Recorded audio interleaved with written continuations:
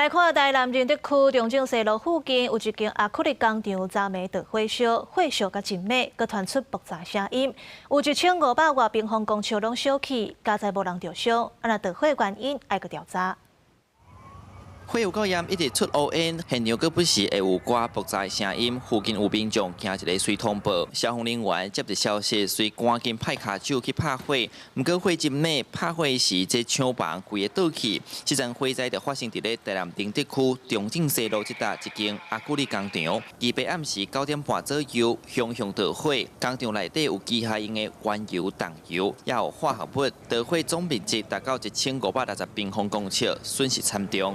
9:36分的时阵，伊倒，你看伊倒诶。我是中心甲我讲爱紧过来看啊。啊，大哥，你即摆你亚克力工厂内底拢放啥物物件？半成品还是成品？我无多甲你讲，拢有个对啊。经过了解，着火是亚克力材料工厂，是联动的铁柱亚克力着火产生有毒的气体。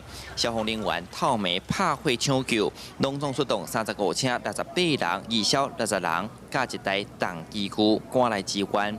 经过暝5点钟，半暝2点外，才总算拍花。我们到达现场的时候，已经全面燃烧，燃烧面积1500平方公尺。所幸现场没有人员受伤受困，目前火势已经控制，水源已经建置完毕。 现场水源缺乏，所以我们叫了7个梯次。加在临界期间，拢休困，无人伫内底，并无造成人员伤亡。不过大火嘛炭烧到隔壁一间环境工程公司，面积有60平方公尺。也若到底是安怎着火？相关的原因，消防单位表示后续会进一步调查。记者苏台南采访报道。